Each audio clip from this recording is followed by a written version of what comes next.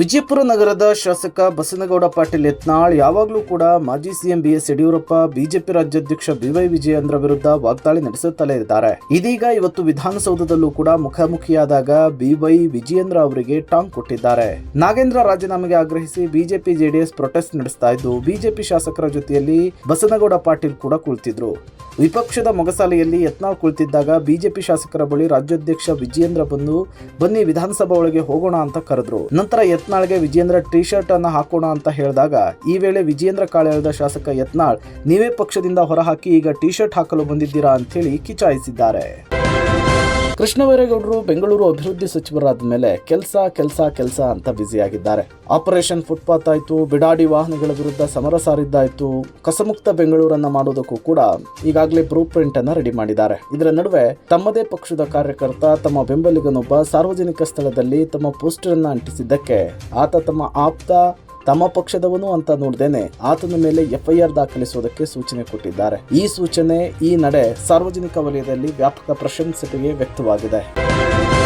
ರಾಜ್ಯದ ಸರ್ಕಾರಿ ಪದವಿ ಪೂರ್ವ ಕಾಲೇಜುಗಳಲ್ಲಿ ಸೇವೆ ಸಲ್ಲಿಸ್ತಾ ಇರುವ ಅತಿಥಿ ಉಪನ್ಯಾಸಕರಿಗೆ ತಿಂಗಳಿಗೆ 1 ದಿನ ರಜೆ ಹಾಗೂ ಮಹಿಳಾ ಉಪನ್ಯಾಸಕಿಯರಿಗೆ ಮಾನಸಿಕ ಮುಟ್ಟಿನ ರಜೆ ಸೇರಿದಂತೆ ಇತರ ಸೌಲಭ್ಯಗಳನ್ನು ಒದಗಿಸುವ ಕುರಿತು ಸರ್ಕಾರ ಪರಿಶೀಲನೆ ನಡೆಸಲಿದೆ ಅಂತ ಹೇಳಿ ಶಾಲಾ ಶಿಕ್ಷಣ ಮತ್ತು ಸಾಕ್ಷರತಾ ಸಚಿವ ಮಧು ಬಂಗಾರಪ್ಪ ಅವರು ಅಧಿವೇಶನದಲ್ಲಿ ತಿಳಿಸಿದ್ದಾರೆ.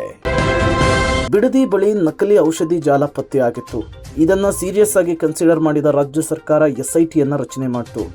ಎಸ್ಐಟಿ ಇನ್ವೆಸ್ಟಿಗೇಷನ್ ಅನ್ನು ಚುರುಕುಗೊಳಿಸಿದ ಹಾಗೇನೆ ಈ ನಕಲಿ ಔಷಧದ ಜಾಲದ ವ್ಯಾಪ್ತಿ ಕೇವಲ ಬೆಂಗಳೂರು, ಕೇವಲ ರಾಜ್ಯಕ್ಕೆ ಸೀಮಿತವಾಗದೆ ಹೊರ ರಾಜ್ಯಗಳಿಗೂ ಕೂಡ ವ್ಯಾಪಿಸಿಕೊಂಡಿದೆ ಅನ್ನೋದು ಗೊತ್ತಾಗ್ತಾ ಇದೆ. ಹಿಮಾಚಲ ಪ್ರದೇಶ, ಆಂಧ್ರ ಪ್ರದೇಶ, ಚೆನ್ನೈ ಸೇರಿದಂತೆ ಬೇರೆ ಬೇರೆ ರಾಜ್ಯಗಳಲ್ಲೂ ಕೂಡ ಇದರ ನೆಟ್ವರ್ಕ್ ಇರೋದು ಗೊತ್ತಾಗ್ತಾ ಇದೆ.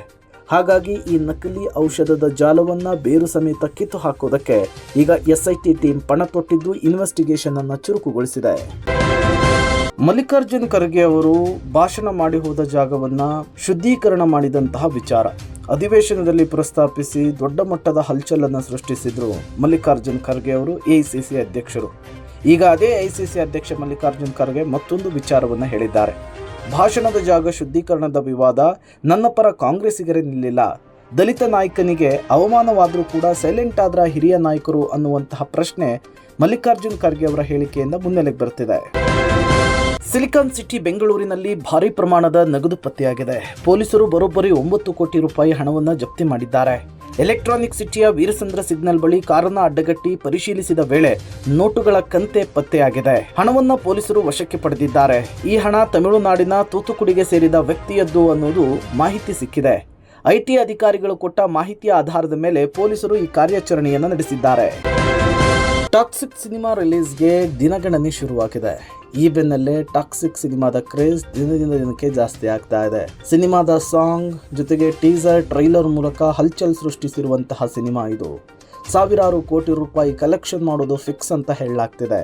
ಅಡ್ವಾನ್ಸ್ ಬುಕ್ಕಿಂಗ್ ಕೂಡ ಜೋರಾಗಿ ನಡೀತಾ ಇದೆ. ಇದರ ನಡುವೆ ಟಿಕೆಟ್ ಪ್ರೈಸ್ ಕೂಡ ಜಾಸ್ತಿ ಆಗೋ ಸಾಧ್ಯತೆ ಇದೆ. ವಿಶ್ವದಾದ್ಯಂತ ಟಾಕ್ಸಿಕ್ ಸಿನಿಮಾ ರಿಲೀಸ್ಗೆ ಕೌಂಟ್ ಡೌನ್ ಶುರುವಾಗಿದೆ. ಸಚಿವ ನಾಗೇಂದ್ರ ಅವರು ರಾಜೀನಾಮೆಯನ್ನು ಕೊಡಬೇಕು ಅಂತ ಹೇಳಿ ಬಿಜೆಪಿ ಜೆಡಿಎಸ್ ನಡೆಸ್ತಾ ಇರುವ ಹೋರಾಟ ತೀವ್ರಗೊಂಡಿದೆ. ಕಳೆದ 4-5 ದಿನಗಳ ಅಧಿವೇಶನದಲ್ಲಿ ಇದೇ ವಿಚಾರ ಗದ್ದಲ ಕೋಲಾಹಲಕ್ಕೂ ಕಾರಣವಾಗಿತ್ತು. ಇವತ್ತಿನ ಅಧಿವೇಶನದಲ್ಲಿ ಬಿಜೆಪಿ ಜೆಡಿಎಸ್ ನಾಯಕರುಗಳು ಕಪ್ಪು ಟಿ ಶರ್ಟ್ ಅನ್ನು ಧರಿಸುವ ಮೂಲಕ ಸರ್ಕಾರದ ವಿರುದ್ಧ ತಮ್ಮ ಪ್ರತಿಭಟನೆಯನ್ನು ಮುಂದುವರೆಸಿದ್ದಾರೆ. ನಾಗೇಂದ್ರ ಅವರು ರಾಜೀನಾಮೆಯನ್ನು ಕೊಡಲೇಬೇಕು ಅಂತ ಹೇಳಿ ಪಟ್ಟನ್ನ ಬಿಗಿಗೊಳಿಸಿದ್ದಾರೆ.